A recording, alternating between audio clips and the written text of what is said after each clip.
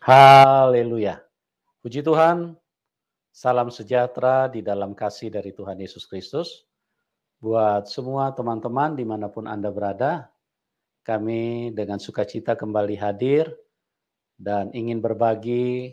Tentunya memang itu adalah kerinduan Tuhan supaya apa yang kami rasakan, apa yang kami alami, apa yang kami terima dari Tuhan bisa kami bagikan lewat kesaksian. Dan kiranya itu bisa menjadi berkat. Sebab itu kami dengan sukacita dan juga berdoa supaya apa yang kami bisa bagikan lewat program tayangan YouTube ini bisa menjadi berkat buat banyak orang.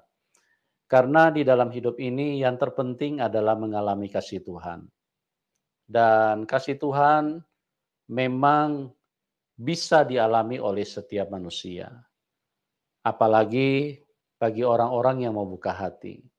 Jadi ini menjadi penting di dalam hidup kita karena mengalami kasih Tuhan itu sifatnya kekal. Kalau mengalami hal-hal duniawi itu sifatnya sementara. Tapi kasih Tuhan itu membawa kita kepada kehidupan kekal, kepada keselamatan. Ya, pendidikan yang tinggi tidak membawa kita kepada keselamatan. Pendidikan yang tinggi itu hanya membawa kita kepada menguasai hal-hal duniawi. Ya, mungkin kita pintar IT, mungkin kita pintar kesehatan, mungkin kita pintar ekonomi, itu hanya bersifat sementara. Begitu kita meninggalkan dunia, semuanya terputus dari dalam hidup kita. Tapi kasih Tuhan itu kekal, ya. Karena hanya kasih Tuhan yang bisa membawa kita ke surga. Harta kekayaan, uang banyak, mobil, apapun itu tidak bisa membawa kita ke surga. Begitu kita selesai dari dunia ini, kita terputus dari semuanya itu. Jadi sekali lagi saya ingin katakan, semua yang bersifat duniawi atau hal-hal yang kita gunakan di duniawi itu sifat sementara. Tapi yang menjadi begitu memprihatinkan, banyak manusia hanya fokus kepada hal-hal yang sementara. Mereka tidak fokus kepada menerima kasih Tuhan. Bahkan banyak orang yang menolak kasih Tuhan. Bahkan banyak yang menghina, banyak yang menghujat. Bahkan banyak orang yang membenci Tuhan Yesus. Menolak keselamatan yang dikerjakan Tuhan Yesus. Dan mereka dengan menghina karena kebodohan. Dan mereka karena tidak mengerti, mereka akhirnya binasa. Oleh sebab itu sekali lagi saya berdoa supaya lewat tayangan ini bisa menjadi berkat bagi banyak orang. Oke, teman-teman, kita akan sambut narasumber kita, Ibu Pia Asad. Selamat malam, Ibu. Selamat malam, Pak Yusuf. Selamat malam apa kabar, semuanya. Ibu? Baik, luar biasa. Ya, di dalam haleluya. Kristus. Amin, haleluya. Amin, Tuhan Yesus haleluya. Tuhan yang baik, ya. Karena luar biasa. memang di dalam hidup ini, teman-teman, hanya ada dua kuasa. Kuasa Tuhan dan yang kedua adalah kuasa setan. Tuhan adalah pribadi yang sangat baik dan dia datang menyerahkan nyawanya, mengasihi kita, memberikan nyawanya supaya kita tidak perlu mati dan dialah yang mati menggantikan kita. Tapi kalau setan itu membunuh manusia. Setan itu haus darah, dia menghalalkan darah manusia. Dia ingin supaya manusia semua mati. Itulah tabiat setan dan dia ingin manusia semua menderita. Dia membuat penyakit di mana-mana, dia membuat kecelakaan di mana-mana, dia membuat kebencian di mana-mana. Dan itu dia masukkan dalam hati manusia. Makanya manusia satu dengan yang lain saling membenci. Makanya tidak heran kalau banyak manusia saling membunuh. Karena apa? Karena manusia dikuasai setan. Tapi kalau Tuhan datang, dia memberikan kasih-Nya. Dan itu adalah sesuatu yang mengubahkan hidup manusia. Menyelamatkan. Kalau kasih diberikan, maka manusia hidup. Oke, terima kasih buat Ibu Pia Asad yang berkenan hadir dan mau berbagi. Dan Ibu pada kesempatan ini boleh ceritakan apa yang telah terjadi, apa yang telah Tuhan kerjakan di dalam hidup itu, ya, hidup Ibu. Dan saya percaya ini akan menjadi berkat bagi banyak orang. Waktu dan tempat saya serahkan kepada Ibu Pia. Silakan Ibu. Terima kasih Pak Yusuf Madubulu. Selamat Sama-sama. malam semuanya yang menyaksikan kesaksian saya ini.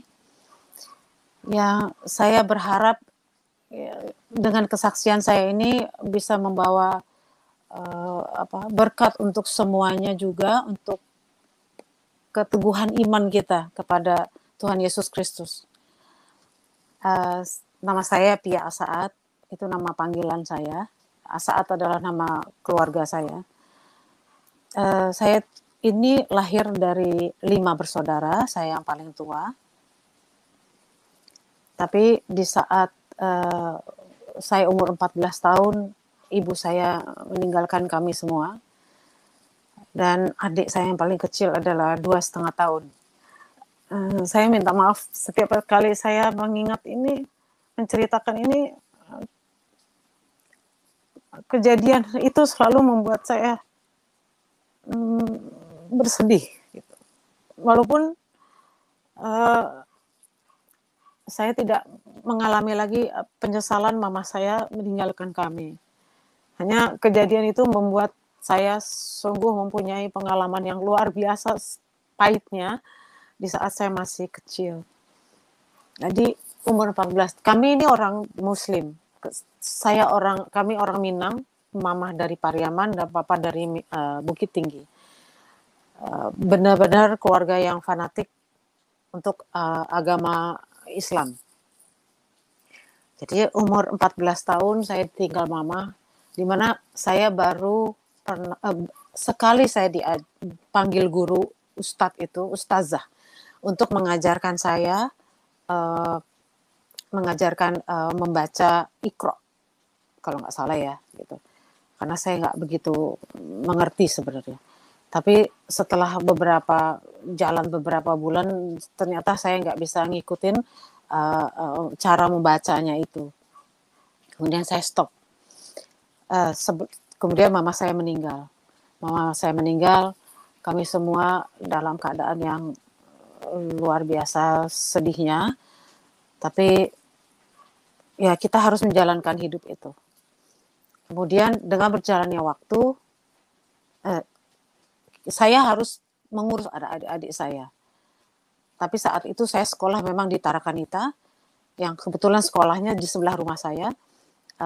Dari SD Tarakanita sampai saya sekolah selesai di Smea. Di kelas 3 SD itu, kami ini, kalau dulu Islam dan Kristen itu atau agama lain tuh gak ada masalah. Jadi kita yang Muslim, semuanya sekolah di sekolah Kristen pun nggak masalah, sekolah Katolik, sekolah apa ya, nggak masalah itu. Nah, kemudian setelah umur 9 tahun ya, kelas 3 itu kami semua harus ke gereja. Orang tua saya juga tahu, kita ke gereja memang harus, itu wajib. Kelas 3 kita masuk gereja. Kemudian saya sampai sekarang saya tidak pernah lupa bagaimana gereja itu membuat saya nyaman. Padahal saya masih kecil ya waktu itu. Waktu itu mama saya juga belum masih sakit-sakitan lah dia. Jadi saya masuk gereja itu, saya merasa kok ini tempat ini adalah tempat favorit saya. Setiap hari Jumat pagi-pagi, seminggu sekali kita wajib pergi ke gereja. Dan saya suka cerita sama mama saya bahwa saya ke gereja. Nah, mama saya saat itu memang sering sakit-sakitan asmanya, sering kambuh. Jadi setiap saya pulang sekolah, saya selalu datang ke kamar mama saya yang hampir memang setiap hari beliau itu sakit terus. Jadi saya setiap hari pulang sekolah, saya selalu masuk kamar mama saya lihat mama saya kadang-kadang ya tidur, kadang-kadang ya saya datang ya dia membuka matanya gitu. Tapi karena asmanya itu memang asma yang sudah akut, ya paling mama hanya tersenyum aja, udah pulang Pia gitu ya. Tapi kalau mama nggak bangun saat itu, nggak melek gitu, nggak buka matanya, saya selalu melihat mama ini masih ada nafasnya atau enggak, selalu begitu. Nah, jadi setiap hari saya sepenuh ketakutan. Papa saya juga sibuk dengan kerjanya. Saya harus juga mengawasi adik-adik saya. Ya, waktu berjalan akhirnya umur 14 tahun mama saya di umur 38 tahun, beliau meninggalkan kami dan saya umur 14 tahun dan adik saya yang paling kecil 2,5 tahun. Kita berlima. Kita berlima harus berjuang, terutama saya. Kemudian di kelas 2 SMEA itu, Tarakanita juga, saya ini ikut retret. Saya ikut retret, kemudian saya begitu senang kalau ikut acara-acara ke Kristenan itu, saya senang sekali gitu. Kemudian teman saya ini setelah 20 tahun, 40 tahun saya ketemu dia, dia bercerita sama saya bahwa waktu di SMEA itu kita retret, saya itu dipegang kepalanya oleh Romo, kemudian saya setelah itu menangis. Itu cerita dia kemudian. Jadi dia bilang, Pia, saya tuh nggak heran kalau kamu akhirnya memilih percaya Tuhan Yesus. Ternyata saat itu mungkin Roh Kudus sudah menjamah saya. Jadi saya memang sangat selalu merindukan untuk masuk gereja. Dengan berjalannya waktu, akhirnya saya menikah di umur setelah saya sekolah SMEA lulus, saya menikah. Mengapa saya menikah? Karena pertama saya harus mengurus adik-adik saya, kedua papa saya juga belum married juga, ketiga saya menghindari sebenarnya papa saya untuk berlaku sedikit kasar gitu ya, karena ya saya coba mengerti bahwa beliau ini sendirian, nggak ada mamah gitu. Jadi saya tahulah pasti rasa kesepian itu dia rasakan yang kadang-kadang mungkin dia lampiaskan kepada anak-anaknya. Kemudian saya menikah, saya baru mempunyai anak satu dan juga dia Muslim. Saya ditinggal sama suami saya. Kemudian 2,5 tahun kemudian dia minta kembali lagi. Padahal sebelumnya papa udah bilang, udahlah kamu pisah aja. Tapi saya berpikir kan saya ini orang Muslim, janganlah saya merusak nama saya hanya dengan perlakuan suami saya saat itu seperti itu. Ya saya coba untuk bertahan. Saya hanya percaya Tuhan itu ada untuk saya. Jadi sejak kecil saya cuma percaya bahwa Tuhan itu ada. Cuma saya belajar sholat, saya sholat, tapi saya tidak merasakan bahwa setiap kali saya menangis pada saat sholat, saya setelah itu merasakan damai, nggak pernah ada. Saya hanya bertanya, kenapa ya Tuhan, engkau kemana? Aku kehilangan mamahku, aku akhirnya bercerai juga di tahun 89, saya harus membawa 2 anak. Kemudian saya percaya bahwa saya minta cerai dari suami saya karena ya ada KDRT-nya juga dan perselingkuhan dari dia. Cuma saya percaya, saya membawa 2 anak, Tuhan akan membantu saya. Saya cuma bilang, Tuhan, saya membawa 2 titipan Engkau yang Kau titipkan kepadaku, pasti Engkau tidak akan menelantarkan saya dan anak-anak. Walaupun saat itu gaji saya hanya mungkin cukup makan juga enggak. Tapi saya harus menyekolahkan anak saya. Yang kecil juga masih 4,5 tahun saat itu. Kemudian saya berjuang terus dalam hidup saya.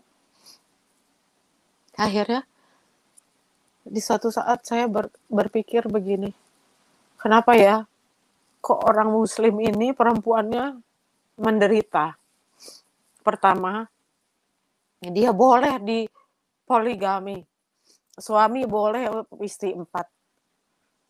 Padahal kita perempuan-perempuan ini hidup mati untuk anak-anak. Kita harus hamil, kita harus melahirkan, dan kita harus mengurus suami dan anak-anak. Kalau anak-anak kenapa-napa, pasti yang disalahkan istrinya. Tapi kenapa ya, kok Tuhan ini, Allah ini kok nggak adil gitu? Kenapa membedakan antara perempuan dan laki-laki? Saya nggak masuk akal itu. Saya bilang, Allah ini kan menciptakan kita sama. Kita adalah manusia. Apalagi perempuan. Harusnya perempuan kan dilindungi. Tapi kenapa? Kok kita malah boleh disakitin? Saya nggak habis pikir itu. Dan itu saya nggak setuju. Saya nggak setuju. Ditambah lagi, saya mengurus warisan saya. Orang perempuan itu hanya mendapatkan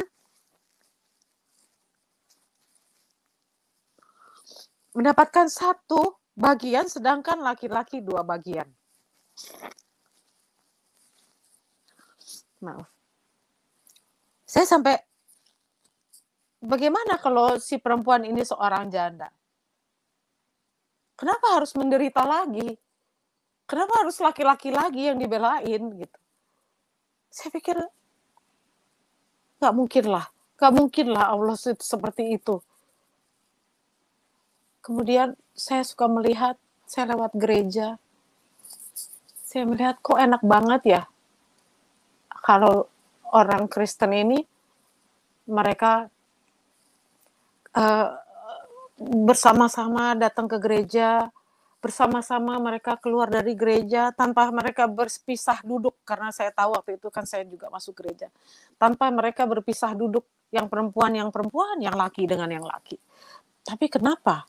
Kalau di Islam ini, di dunia aja kita nggak tahu nanti di sana itu bagaimana, tapi di dunia aja kita dipisahkan satu sama lain. Saya sampai, kok bisa begitu ya? Kemudian saya pergi umrah di tahun 2002. Karena kita family yang pergi 11 orang itu adalah kakak adik dan ponakan. Kita duduk di restoran waktu itu, saya ingat saya makan di Kentucky atau McDonald gitu. Ya ditulis di situ ada family, ada yang laki-laki, ada yang untuk perempuan aja. Saya bilang kenapa ya? Kok semuanya serba sulit? Kemudian saya kalau mau sholat, walaupun saya memang, karena banyak yang saya nggak setuju ya, jadi saya sholatnya juga ya bukan orang yang kusuk dengan sholatnya. Jadi saya tiap kali sholat, karena bahasanya itu adalah bahasa Arab, bagi saya sulit untuk mengingat dan harus menghafal. Jadi rasa kita untuk berkata kepada Allah ini enggak meresap di hati. Saya bingung, ini bagaimana ya? Saya mau berbicara dengan Allah, saya mau mengadu, saya mau menangis, mau apa, saya mau meminta, memohon. Kenapa susah banget harus dengan kata-kata yang ribet gitu, dengan harus hafal. Kalau misalnya ada kata-kata yang saya nggak kelupaan, saya harus ulang lagi dari atas karena saya nggak bisa sepotong itu tuh saya sambung lagi. Itu sangat sulit untuk saya.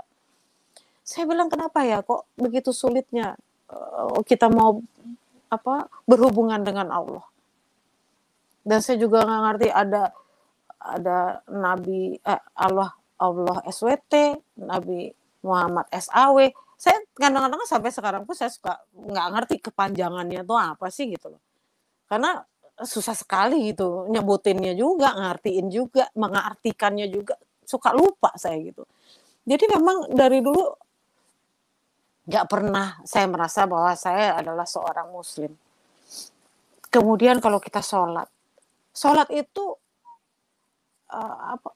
nggak boleh kita buang angin. Kalau buang angin kita harus lagi ambil wudhu.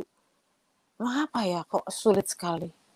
Terus kalau mau sholat itu harus pakai lagi baju, terus pakai lagi mukena ini itu semua gelap.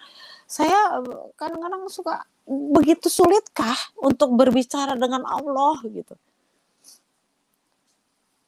Jadi akhirnya banyak hal-hal yang saya kurang setuju. Ya itu hak dari aturan Islam ya, tapi kita juga berhak untuk tidak setuju. Dan saya juga lahir bukan mau saya dibacain 2 kalimat syahadat. Tapi karena dari kecil ya kita udah dibacain lah 2 kalimat syahadat di telinga kita yang pastinya kita akan menjadi seorang muslim. Dengan berjalannya waktu lagi, saya ingin sekali masuk gereja. Tapi saya bingung dengan siapa ya saya masuk gereja. Kemudian di 2008 saya berhubungan dengan seseorang. Ya kebetulan saya divorce ini dari tahun 89. Sampai saat ini juga saya belum mempunyai seseorang dalam hidup saya. Di tahun 2007 saya bertemu dengan seorang yang Katolik. Kemudian saya bilang sama dia, Mas, boleh nggak saya ikut masuk gereja? Nah, kata dia, ya enggak lah. Nanti orang pikir kamu saya bujuk-bujuk masuk gereja atau memilih jadi Katolik. Kebetulan dia Katolik. Oh ya sudah kalau begitu. Saya pikir, saya cuma berpikir, aduh saya kepengen banget masuk gereja lagi. Karena lagu-lagu Natal semuanya tuh, saya tuh merasakan selalu meresap di hati saya. Doa Bapa Kami pun, Salam Maria, kemuliaan itu saya hafal. Walaupun saya udah gak pernah lagi masuk ke dalam gereja. Lagu-lagu Natal saya hafal. Kemudian di 2010 saya pisah dengan Mas ini karena satu dan lain hal. Jadi itu saya pergi ke Bangkok. Kebetulan di sana ada teman saya, dia orang Inggris dengan keluarganya. Suatu hari dia bilang, itu hari malam, Sabtu malam dia bilang, besok kita pergi ke gereja jam berapa? Kebetulan teman saya ini punya kakaknya tanya, Charles, besok kita ke gereja jam berapa? Oke, jam 10, misa yang jam 10. Lalu saya bilang, boleh nggak ya saya ikut kamu ke gereja? Karena ini kesempatan saya, gitu. Terus dia bilang, ya, tentu boleh. Oke, berarti kita berangkat dari sini jam berapa? Jam 9.45 katanya. Oke. Saya jam 8 udah mandi, saya jam 9 sudah siap. Karena saking saya senengnya, saya bisa masuk gereja yang dimana saya kepengen banget. Kemudian jam 9 saya tanya, kok kalian belum mandi? Saya bilang gitu, belum siap-siap. Ya sebentar lagi, kata gitu. Saking saya kepengen cepat-cepat masuk gereja. Jam 10 kurang 15 menit kita berangkat karena memang dekat sekali apartemennya ke gereja itu. Kemudian kita berempat ini duduk 2 row kedua dari depan. Misa dimulai. Jadi waktu saya masuk ke dalam gereja itu, memang gereja itu punya patung Yesus itu tinggi ada kali. Mungkin ada 4 meter ya tinggi. Karena gereja kan biasanya tinggi ya ceilingnya. Kemudian saya lihat, patung Tuhan Yesus besar sekali, tinggi sekali. Saya nggak pernah lihat ada di Indonesia ini ya.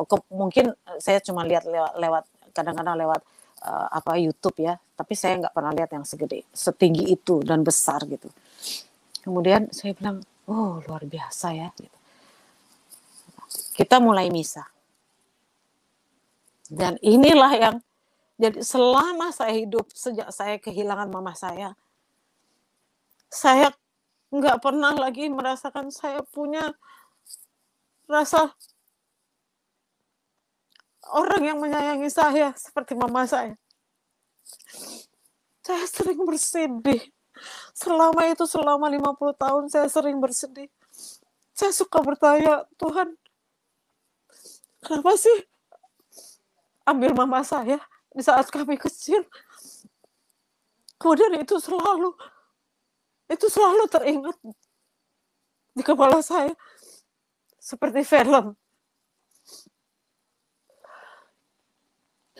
Saya suka bilang, Tuhan, orang lain enggak kamu ambil. Mamanya kenapa kami kamu ambil, mamanya? Kenapa engkau ambil, Tuhan? Kenapa engkau nggak sayang sama aku?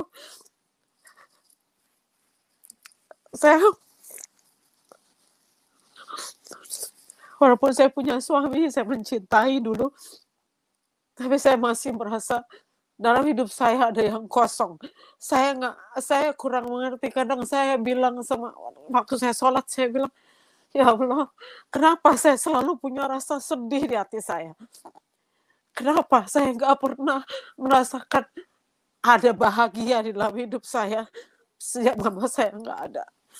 Sejak mama saya meninggalkan saya, hidup saya serasa saya sendirian, saya lonely. Walaupun saya punya adik-adik, punya suami, akhirnya punya anak. Tapi kekosongan saya itu mengikuti saya terus. Saya sampai bingung. Saya sering bertanya dalam sholat ataupun di dalam saya mau tidur, saya sering menangis. Sering saya menangis, sedih. Kenapa ya hidup saya seperti ini? Kenapa nggak seperti teman-teman lain? Kenapa engkau harus ambil ibu saya? Itu terus selama dari mama saya meninggal tahun 74 sampai tahun 2010. Kemudian di dalam gereja itu, waktu kita lagi misa itu kan kita semuanya berlutut.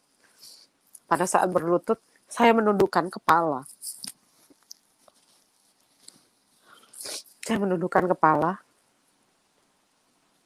Kemudian tiba-tiba saya merasa kuping saya ini kayak senyap gitu, kayak sunyi. Padahal kan Romo lagi membaca doa dan ya udara kan kerasa di telinga. Kemudian saya merasa seperti kedap, jadi sunyi, nggak ada apa-apa di situ. Kemudian saya merem gitu, saya berdoa segini, saya berlutut. Kok sunyi ya? Gitu. Jadi saya membuka mata, tapi saya tidak mengangkat kepala saya. Enggak.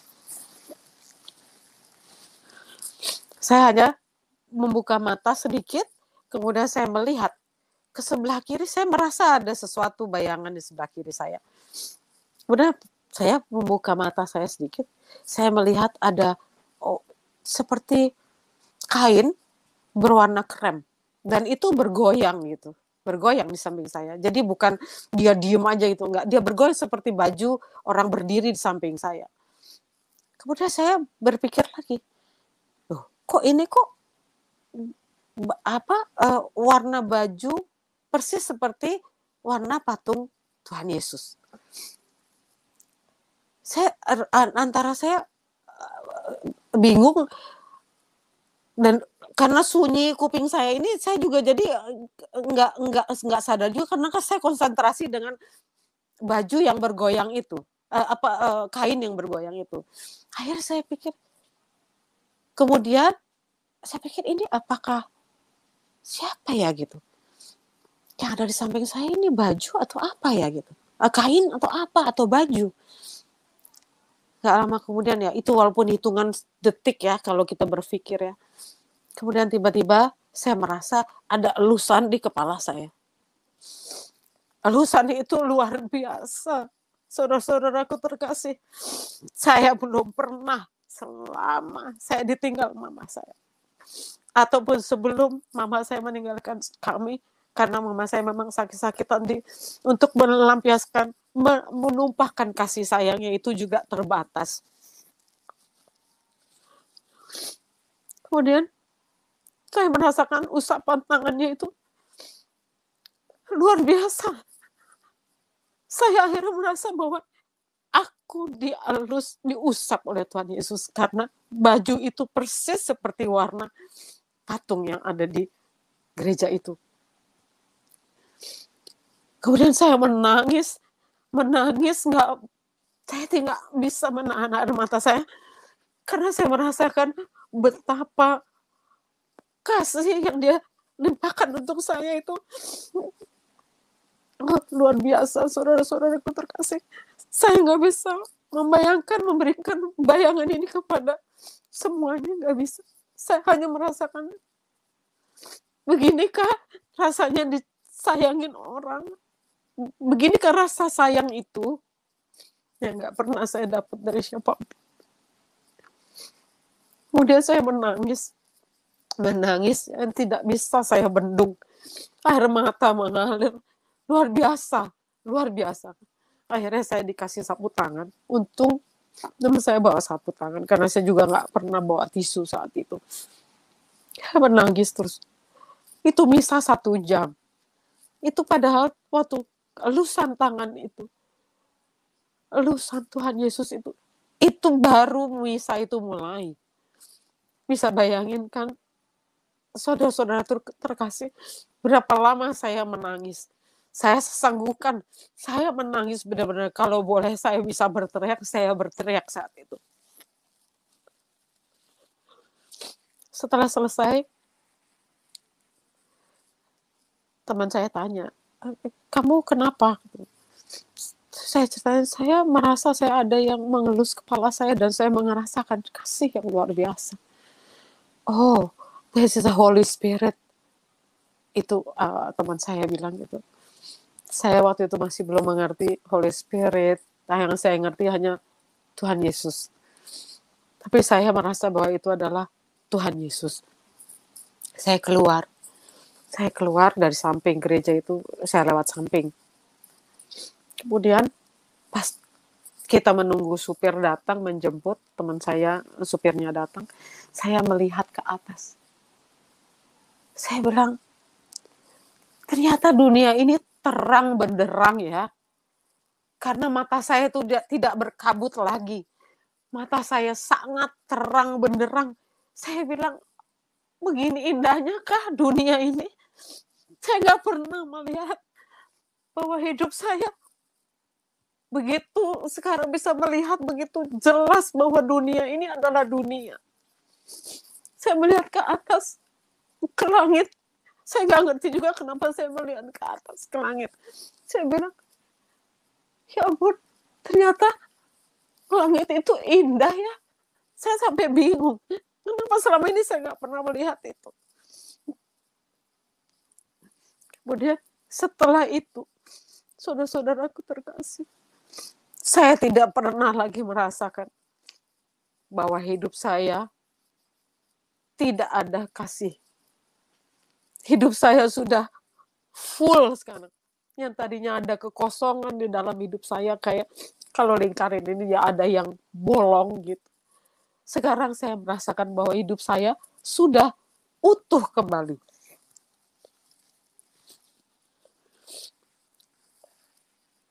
Saya begitu, itu betapa bahagianya hidup saya. Benar-benar perasaan saya tidak pernah lagi ada rasa sedih. Saya sendiri heran, kok bisa ya? Karena waktu itu saya belum belajar ya, jadi saya hanya merasakan bahwa Tuhan Yesus itu ternyata sayang ya sama saya. Kenapa saya selalu tertarik untuk ke gereja? Mungkin inilah ya saatnya. Kenapa saya kepengen masuk gereja? Mungkin itulah yang ingin dijamah oleh Tuhan Yesus. Tapi saya belum bisa juga, dan memang mungkin belum waktunya. Kemudian saya pulang ke Jakarta. Kebetulan teman dekat saya yang kemarin kita putus itu, terus dia, yang anehnya dia minta dia kembali. Akhirnya saya maafkan, karena begini ya saudara-saudara terkasih, hidup saya nggak pernah punya dendam. Saya tidak pernah mengeluh, saya tidak pernah membenci. Karena saya pikir kalau kita melakukan hal-hal yang negatif, hidup kita akan tambah runyam ya gitu.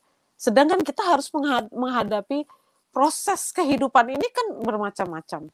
Jadi kalau kita menyimpan rasa yang negatif seperti itu, yang akan menderita ya kita sendiri, bukan orang lain. Maaf. Karena orang lain, kalau kita membenci orang, kan orang lain nggak tahu kalau kita benci. Jadi untuk apa saya membenci? Enggak. Jadi saya pikir saya tidak mau merusak perasaan saya, dan saya percaya Tuhan selalu bersama saya dan anak-anak saya. Saya dicaci maki, saya nggak pernah. marah. Malah saya bilang, oh kamu belum tahu siapa saya, makanya kamu mencaci maki saya. Saya nggak masalah itu. Saya nggak pernah punya sakit hati. Kalau orang yang mencaci maki saya pun, mereka kembali minta tolong kepada saya dengan sukarela saya akan menolong. Kenapa? Karena Tuhan itu kan, Bapa ini kan maha pengasih dan penyayang dan maha pengampun. Kita selalu diampuni dosa-dosanya. Kesalahan kita, kalau kita menyadari, kita tobat, kita akan diampuni. Jadi karena itu saya tidak pernah mau mempunyai, tidak memaafkan sesama. Kemudian setiap kali saya masuk gereja, jadi setelah saya kembali lagi, akhirnya saya bilang, yuk saya mau ikut masuk gereja dan saya mau ikut Natal. Saya Natalan. Jadi saya senang banget saya bisa Natalan. Tapi kalau di Katolik kan kita baca doa anak domba, ya kan. Nah, di saat itu saya selalu menangis, saudara-saudaraku terkasih. Mengapa? Karena saya berpikir, Tuhan Yesus itu disiksa seperti itu, dia tidak mengeluh. Bayangin, kita manusia ini hanya sedikit aja punya masalah di dalam hidup, selalu sudah mengeluh. Karena itu saya tidak pernah, memang dari dulu mengeluh, karena kehilangan seorang ibu itu udah yang paling dahsyat dalam hidup saya. Kedua, saya harus kehilangan suami saya bercerai. Ketiga, di tahun 96 saya harus kehilangan papa saya. Jadi hal-hal itu bagi saya bukan hal yang harus, persoalan-persoalan yang lain, enggak, bukan soal yang harus dikeluhkan. Kemudian saya bilang, Tuhan Yesus aja disalib, disiksa seperti itu, dia tidak mengeluh. Mengapa kita manusia ini banyak yang mengeluh hidupnya? Kalau dibandingkan, nggak ada seperberapanya. Dan Tuhan Yesus selalu mengampuni. Penjahat yang di sampingnya aja, dia bisa berkata baik seperti itu. Masa kita nggak bisa berkata baik kepada orang yang menyakiti kita? Karena dia nggak ngerti siapa kita. Jadi saudara-saudara terkasih, di dalam hidup ini janganlah kita mengatakan kita hidup penuh masalah. Jangan. Makin kita mengatakan itu, makin runyam hidup kita. Beban itu makin bertambah. Jadi katakanlah, oh saya hari ini ada kejadian yang kurang enak. Jadi rasa beban itu nggak ada. Percaya deh. Coba saudara-saudaraku terkasih. Coba sekali sekarang ini jangan mengatakan hidup ini banyak masalah. Dan berserahlah kepada Tuhan. Setiap kali saya operasi pun saya bilang, Tuhan, waktu itu saya masih belum menjadi percaya Tuhan Yesus, tapi saya percaya Tuhan selalu ada untuk saya dan saya selalu berserah kepada Dia. Saya bilang, Tuhan, saya mau operasi. Saya sendiri, hanya dengan dokter yang membantu saya. Saya percaya Engkau akan menjagaku dan juga membuat para dokter bisa menjalankan tugasnya dengan baik. Saya bilang sama anak saya setiap kali saya operasi, saya ada 4 kali operasi waktu itu. Saya bilang, Kak, Dek, Mama biar sendiri aja operasi. Kamu cari makan, Mama nggak usah ditemenin. Kamu santai aja. Karena kalaupun kita mati, ya kita kan mati sendirian. Ya kamu berdoa aja, Mama bisa baik dalam operasi ini, selesai dengan baik. Jadi saya nggak pernah ketakutan. Karena itu hasil operasi saya selalu cepat sembuhnya. Karena apa? Karena kita berserah kepada Tuhan. Dulu saya belum mengerti tentang Tuhan Yesus. Tapi saya sudah percaya bahwa Tuhan itu selalu ada untuk kita. Asal kita berani berserah dan percaya kepadanya. Kemudian, saya ini kan orang Minang. Bagaimana saya mau menyampaikan ke keluarga saya bahwa saya masuk gereja? Itu saja udah tabu ya. 5 tahun, dari 2010 sampai 2015. Saya sambil belajar dan saya juga masuk gereja. nggak setiap hari, seminggu sekali pasti saya ke gereja. Karena rindu saya mendengarkan firman dan berada di dalam gereja. Itu luar biasa. Karena setiap kali saya berada di gereja mendengarkan firman, selalu itu adalah jawaban dari apa yang saya inginkan. Atau konfirmasi dari apa yang saya inginkan. Jadi memang saya ke gereja mencari firman untuk memberikan saya kekuatan atau memberikan jawaban dari kejadian-kejadian yang saya harus selesaikan. Itu luar biasa. Kadang juga saya suka datang sendiri ke gereja walaupun gereja mati lampu, tapi saya datang hanya untuk merasakan seperti ada Tuhan Yesus dekat saya gitu. Jadi itu bukan harus setiap minggu saja, enggak. Saya juga datang di hari-hari biasa. Kemudian saya akhirnya minta, saya pengen dibaptis. Setelah 5 tahun, saya yakin saya udah percaya sama Tuhan Yesus. Cuma saya belum mengerti ada Bapa, seperti apa itu Bapa, bagaimana Bapa itu. Saya juga belum mengerti dengan dalam soal Roh Kudus, karena saya juga nggak dijelasin dengan pasangan saya waktu itu.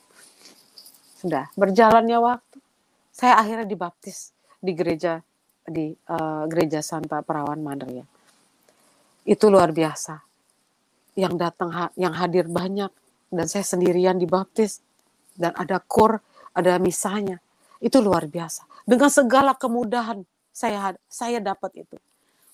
Setelah dibaptis ya, saudara-saudaraku terkasih, saya merasakan beban saya itu seperti hilang semuanya. Saya mendapatkan rasa sukacita lebih banyak lagi dari sebelumnya. Anak-anak saya pun mengatakan, ya sudah, kebetulan kan anak-anak saya masih muslim sampai saat ini. Tapi mereka mengatakan, Mama, kalau memang Mama sudah pengen menjadi Kristen, ya silahkan aja. Kemudian saya tanya sama anak-anak saya, nanti gimana kalau Mama dibaptis? Terus Mama percaya Tuhan Yesus. Kata mereka, nanti saudara-saudara pasti akan mencaci maki kalian. Kata mereka, Mama gak usah khawatir. Kan kita udah dewasa. Mereka gak pernah kasih makan Mama. Masa mereka bisa ngatur-ngatur hidup Mama? Sudah Mama kalau mau percaya Tuhan Yesus ya silahkan. Itulah saya percaya lagi ya. Roh Kudus itu memang mengurapi anak-anakku juga. Untuk bisa mengerti saya untuk pindah, untuk percaya Tuhan Yesus. Itu luar biasa karena anak-anak saya juga kan muslim. Tapi dia mengerti bahwa dia bisa mengerti ya, pasti itu adalah karena Roh Kudus, gak mungkin enggak. Itulah keajaiban lagi yang saya dapat ya. Kemudian saya takut. Jadi selama sampai di 2015 itu saya nggak pernah cerita bahwa saya ini udah percaya Tuhan Yesus kepada keluarga adik-adik saya atau keluarga besar saya. Tapi sebelum pandemi, teman saya ada mengatakan satu firman, kalau engkau tidak mau mengakui aku di depan, maksudnya di depan orang lain gitu, Bapa pun tidak akan mengakui aku.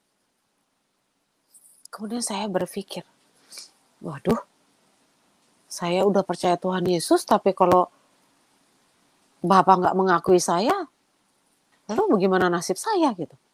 Sudah, akhirnya saya mulai, pandemi itu berjalan, saya mulai belajar. Karena saya kan nggak ngerti nih tentang Islam ini apa. Supaya saya bisa berdebat atau berdiskusi atau menyangkal apa yang mereka katakan kepada saya yang nggak enak gitu. Jadi saya pelajari, saya minta Roh Kudus, karena saya udah mulai mengerti sedikit-sedikit tentang Roh Kudus. Roh Kudus, Tuhan Yesus, saya tolong bimbing dalam saya belajar hadis, Al-Quran dan Alkitab. Karena saya harus menghadapi keluarga saya. Jadi saya harus tahu mengenai tentang isi Alkitab dan hadis. Itu luar biasa lagi. Saya bisa pelajari tiga-tiganya dalam satu saat. Itu kalau bukan karena Roh Kudus yang mengurapi saya nggak mungkin akan bisa mengerti semua dengan baik. Ya walaupun tidak seperti pendeta-pendeta atau ustadz ya, tapi hal-hal yang penting saya udah banyak tahu. Karena apa? Saya pengen mengakui bahwa saya sudah percaya Tuhan Yesus. Itu yang saya mau ikrar kepada keluarga saya.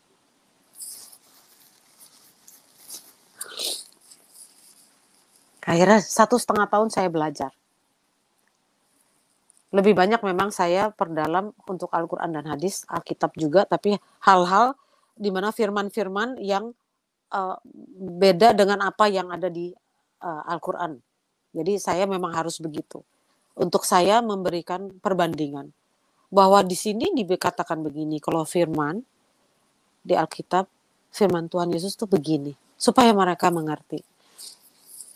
Kemudian adik saya dengar bahwa saya sudah dibaptis 2010 itu. Saudara-saudara terkasih, dia SMS saya dengan mengatakan dasar najis. Saya dikata-katain abis, dihina-hina. Tapi saya hanya balas, adikku sayang, janganlah kamu menghina saya. Gimana pun juga saya mengurus kamu waktu kecil. Ada saya sakit hati? Tidak ada. Tidak ada, karena saya anggap dia lagi hilaf. Kemudian 2000, baru beberapa bulan kemarin, bulan November, adik saya operasi 3 kali yang paling kecil. Dalam 2 bulan dia operasi 3 kali. Dari bulan September sampai ke November. Kemudian saya pikir, siapa tahulah dia mau didoakan. Kemudian saya punya teman pendoa. Saya bilang, Dira, kamu mau gak doain adik saya via conference call? Kalau dia mau, oh boleh kak, kata dia. Sabtu malam ditelepon. Saya sudah dapat kabar siangnya bahwa adik saya gak mau didoakan karena beda agama. Itu saya bilang, kan yang penting kan kamu didoakan supaya kamu sembuh. 3 kali operasi dalam 2 bulan dan sekarang masih harus operasi lagi. Itu kan kamu kan sakit terus, saya bilang. Karena memang dia ada luka batin. Kita semua ini punya luka dalam hati kita karena kehilangan ibu. Dan adik-adik saya semuanya persis seperti saya.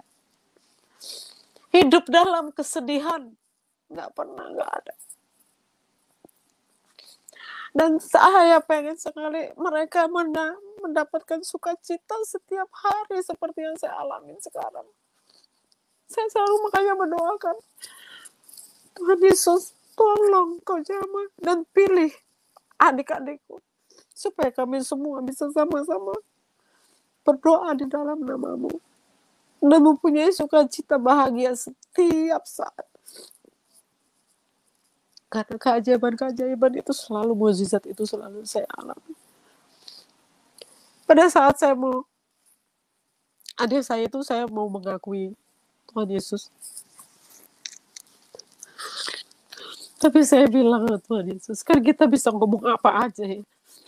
Saya anggap ya supaya papa saya. Saya bilang, Tuhan Yesus, saya kan mau mengakui Engkau di keluarga besar saya, di adik-adik saya. Saya mohon, Tuhan Yesus, mereka gak menghina saya karena Engkau. Walaupun aku tahu, aku akan kuat untuk itu. Tapi saya kasihan sama mereka kalau sampai mereka menghina aku karena Engkau. Saya minta itu. Tapi rupanya adik saya yang sangat fanatik itu tahu, tapi dia gak apa-apa. Saudara-saudara saya, tante saya tahu, mereka gak apa-apa. Itulah keajaiban lagi, mukjizat dari Tuhan Yesus yang diberikan untuk saya. Kembali saya kepada adik saya. Ternyata dia nggak mau. Akhirnya Dira bilang ke saya, "Kak, mau nggak kakak aja yang doain?" Wah, boleh deh Dira. Kemudian dia berdua sama dia, kita conference call. Setelah selesai, tiba-tiba di telinga saya mendengar dikatakan baptis lagi. Nah, saya heran, kok baptis lagi gitu. 3 kali itu disebut. Akhirnya saya telepon kembali ke Dira. Dira, ini kok saya di telinga saya dikatakan baptis lagi, maksudnya baptis selam. Saya pengen baptis selam sih kalau memang harus baptis lagi, saya bilang. Karena baptis di Kaltutuli kan itu baptis percik. Kemudian, ya udah Kak, itu berarti bisikan Roh Kudus. Wah, luar biasa Kakak. Dia bilang gitu. Kemudian saya cari tahu di mana saya bisa dibaptis selam. Saya sampaikan ke teman saya bilang, namanya Emmanuel, Mas, aku ada bisikan untuk dibaptis lagi. Kira-kira di mana ya Mas ya? Pada saat begini pandemi ya gitu. Dia bilang, oh ya Mbak, nanti kalau ada saya hubungin.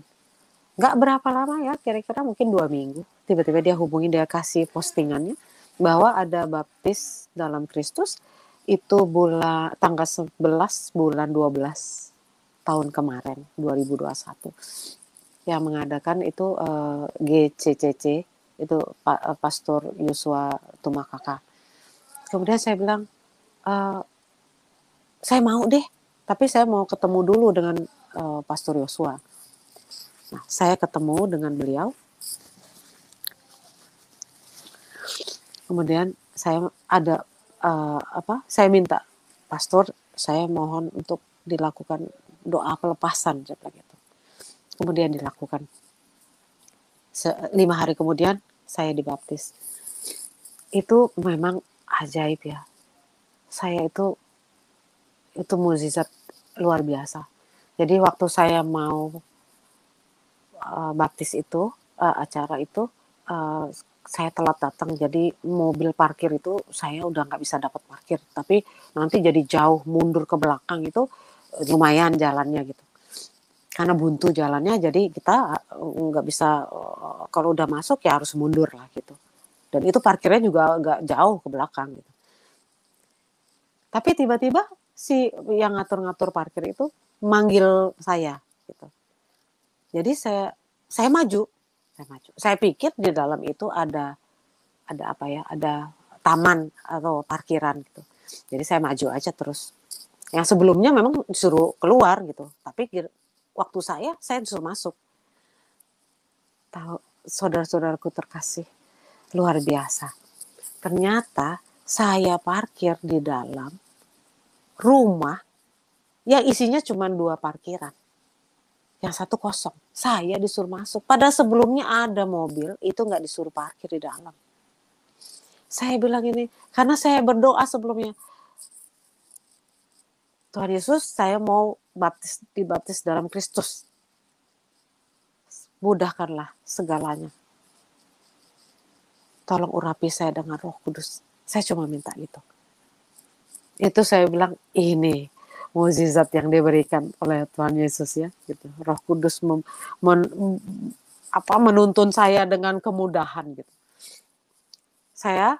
Kemudian saya mendaftar segala macam. Terus saya akhirnya telat lagi masuk ke dalam untuk ibadah dulu sebelum baptis. Pas saya masuk, waktu saya masuk itu kursi sudah penuh semua. Jadi saya hanya ada 2 kursi di depan, di mana di depan kursi itu adalah untuk pastor berkhotbah dan membawakan doa. Akhirnya saya duduk di situ. Ada 2 kursi ya. Setelah saya duduk, rupanya ada lagi yang masih telat. Tapi ditambahin kursi di samping-samping, yang kursi yang lain yang sudah penuh itu.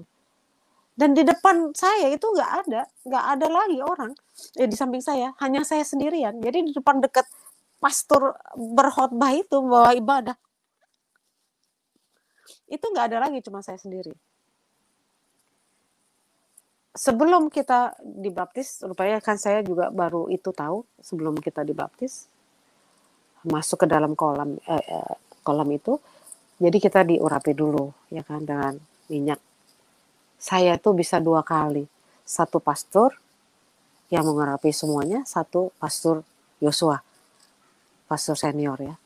Jadi saya 2 kali. Hanya saya sendirian yang 2 kali saat itu.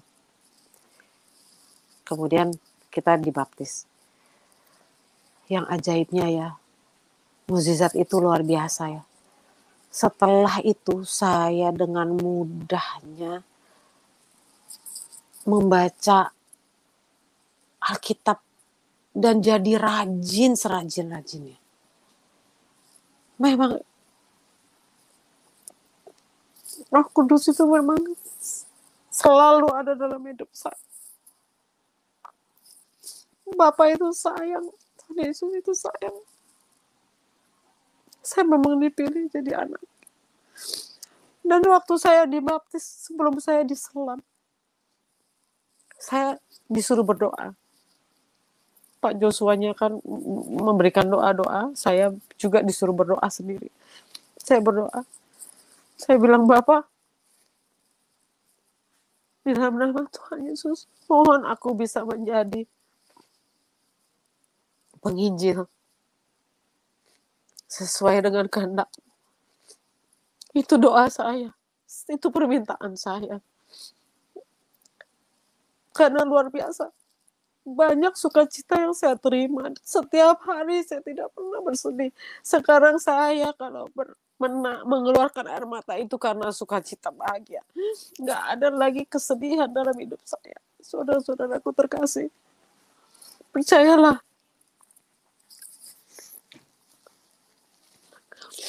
Percayalah kepada Tuhan Yesus.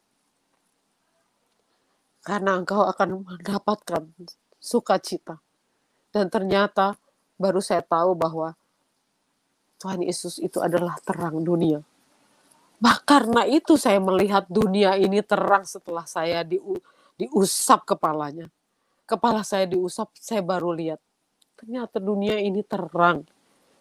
Ya itulah ternyata setelah saya mulai membaca firman, ternyata di situ ada dikatakan bahwa Tuhan Yesus adalah terang dunia.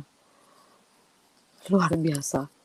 Kemudian saya minta sama Pastor Yosua Tumakaka, Pastor, bisa nggak sih saya menjadi murid supaya saya bisa membawa jiwa-jiwa baru, bisa membawa domba-domba yang sesat supaya kembali percaya kepada Tuhan Yesus dan Bapa surgawi. Kemudian ya kamu akan menjadi saya akan didik kamu menjadi murid Tuhan Yesus. Saudara-saudaraku terkasih, saya sudah membawa 1 jiwa baru. Dia Muslim dan 1 dia Kristen, tapi dia memang dalam keadaan yang hidupnya ya penuh kesedihan. Mereka sudah dibaptis lagi dalam Kristus. Dan masih menunggu 4 orang lagi yang akan dibaptis dalam Kristus dalam waktu dekat. Saudara-saudaraku terkasih, demikianlah mukjizat Bapa ini di dalam nama Tuhan Yesus Kristus selalu menyertai saya dengan Roh Kudus. Percayalah, berserahlah dalam hidup ini. Pasti engkau akan mengalami sukacita tiap hari. Dan tidak pernah merasa bahwa kita mengalami hal-hal yang tidak enak. Karena semua kalah. Karena kita percaya Roh Kudus ada dalam hidup kita. Semoga pengalaman saya ini berguna untuk memperkuat iman-iman saudara-saudaraku terkasih. Dan siapapun yang belum mengenal Tuhan Yesus Kristus, percayalah. Coba mengenal Dia. Sukacita, bahagia akan selalu hadir dalam hidup. Demikian Pak Yusuf Manubulu. kesaksian Ya, saya ini, saya serahkan kembali ke Pak Yusuf. ya, haleluya. Luar biasa ya bagaimana pengalaman daripada Ibu Pia mengalami Tuhan, di mana sebelumnya beliau hidupnya kosong, tidak mengalami sukacita, tapi waktu berjumpa dengan Tuhan ada sesuatu yang berbeda di dalam hidupnya. Ada kasih yang bisa dirasakan. Nah, berbicara kasih ini bukan sesuatu hanya merupakan kata-kata yang tertulis di dalam buku. Tapi bicara tentang kasih Tuhan itu sesuatu yang dirasakan. Dan inilah yang dialami oleh Ibu Pia, sehingga hidupnya diubahkan, hidupnya mengalami Tuhan secara nyata. Dan kiranya ini bisa menjadi berkat bagi banyak orang, bagi teman-teman yang mungkin saat ini sedang ada di persimpangan, mungkin sedang bingung dan sedang mencari siapa Tuhan yang benar. Firman Tuhan berkata di dalam Kisah Para Rasul 4 ayat 12, di bawah kolong langit ini tidak ada nama lain yang olehnya manusia bisa diselamatkan kecuali di dalam nama Tuhan Yesus. Yohanes 14 ayat 6, akulah jalan kebenaran dan hidup, tidak ada seorang pun yang dapat datang kepada Bapa kecuali melalui aku. Jadi Tuhan itu harus dialami, teman-teman. Tuhan itu bukan hanya tertulis di dalam buku atau bukan hanya huruf-huruf yang memenuhi sebuah buku dan itu hanya memberatkan tangan kita kalau dia hanya sebuah kata-kata yang tidak bisa dirasakan oleh manusia. Tapi kalau dia firman, seperti yang tertulis di dalam Alkitab, itu bisa dirasakan dan itu nyata. Firman itu hidup. Dia hidup bukan di dalam buku. Buku itu benda mati. Tapi firman itu hidup di dalam kita. Kita ini makhluk hidup. Jadi dia hidup di dalam kita, di dalam perasaan kita. Jadi Tuhan itu berinteraksi langsung dan nyata di dalam hidup manusia. Ya. Kalau kita tidak mengalami Tuhan, sungguh sangat disayangkan. Tuhan, bagaimana kita bisa katakan dia Tuhan kalau kita tidak mengalami? Berdasarkan apa? Berdasarkan buku, itu benda mati. Berdasarkan kata orang, kita tidak mengalami. Bisa saja orang membawa berita hoax dan membawa berita bohong. Tapi kalau kita mengalami, kita merasakan di dalam hidup ini, itu adalah sebuah fakta dan kenyataan bahwa Tuhan itu benar-benar nyata dan tidak bisa dibantah oleh siapapun. Dan ini adalah satu hal yang dibagikan oleh Ibu Pia dan kami mengalami Tuhan. Jadi kami bagi, kami share, kami berharap semua teman-teman bisa merasakan asal Anda buka hati. Jadi kasih Tuhan tidak diperuntukkan untuk satu kelompok, tidak diperuntukkan untuk satu suku, ya, tidak diperuntukkan untuk kelas-kelas tertentu, misalnya dompet tebal, tidak diperuntukkan hanya untuk dompet tebal, dompet tipis, dompet kosong, dompet robek, bahkan yang tidak punya dompet pun bisa mengalami Tuhan. Karena Tuhan sayang semua sama manusia. Dia tidak mengenal ras, satu suku. Oh, suku ini, kalau suku ini dia tidak percaya sama aku. Mereka adalah antikris, maka aku tidak mau tolong dia. Oh tidak, Tuhan itu tidak seperti itu. Dia Tuhan yang baik. Jadi semua manusia tidak pernah dibeda-bedakan. Kita lihat bagaimana Ibu Pia, latar belakangnya bukan orang yang percaya Tuhan Yesus. Bahkan di awal tadi Ibu Pia mengatakan dia seorang yang fanatik, dari keluarga yang taat beragama, tapi itu tidak membatasi kasih Tuhan. Ya, karena kasih Tuhan jauh lebih besar daripada apapun yang ada di dalam hidup manusia. Dia tidak memilih-milih siapapun. Bukan karena Anda punya pendidikan tinggi baru Anda dilirik Tuhan. Tidak. Kalau perusahaan mungkin. Karena Anda punya pendidikan tinggi, Anda akan dilirik oleh perusahaan karena mereka butuh orang-orang pintar. Tapi kalau Tuhan tidak. Anda bodoh sekali, maaf ya, Anda bodoh sekalipun Anda tetap disayang Tuhan. Dan Tuhan yang benar sangat mudah untuk dipahami karena dia kasih, dia lautan kasih. Dia tidak pernah membeda-bedakan, dia tidak apalagi membenci. Apalagi Tuhan Yesus itu dia tidak pernah mengajarkan umatnya untuk membenci siapapun. Karena berbeda iman atau berbeda apapun, maka itu adalah sesuatu yang najis atau sesuatu yang kafir. Itu tidak pernah, Tuhan Yesus tidak pernah. Karena memang dia Tuhan yang mengasihi semua manusia. Karena kita ini semua ciptaan Tuhan dan Tuhan yang sama, Tuhan Yesuslah yang menciptakan semua manusia. Cuma banyak orang tidak mengerti, banyak orang menganggap bahwa Tuhan Yesus itu hanya manusia. Ya, itulah penyesatan-penyesatan yang diberikan oleh iblis di dalam hidup manusia. Dan hati-hatilah teman-teman, karena jangan sampai iblis ini adalah rajanya pembohong, rajanya pembawa berita hoax. Dia selalu menipu manusia dimanapun, supaya jangan sampai manusia percaya kepada Tuhan Yesus. Salah satu penipuan yang dimasukkan oleh iblis di dalam hati manusia, di dalam pikiran manusia, masa Tuhan berkolor? Masa Tuhan mati di salib? Masa Tuhan lahir dari rahim wanita? Nah, ini argumen-argumen seperti ini dimasukkan iblis di dalam pikiran manusia, sehingga manusia berkata, iya ya. Nah, inilah. Dan kami mengasihi Anda, Tuhan Yesus mengasihi siapapun, jangan sampai kita tertipu karena iblis itu selalu mencegah supaya kita jangan sampai ketemu dengan Tuhan yang benar. Dan buat Ibu Pia, terima kasih atas kesaksian yang luar biasa.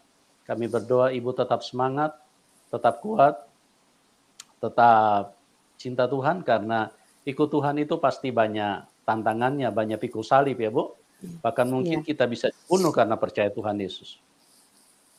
Tapi jangan mundur, karena hidup di dunia ini hanya sementara. Ya, dunia Saya hanya makin bisa mencintai membunuh, Pak Yusuf. ya, dunia hanya bisa membunuh tubuh. Dia tidak bisa membunuh roh dan jiwa manusia.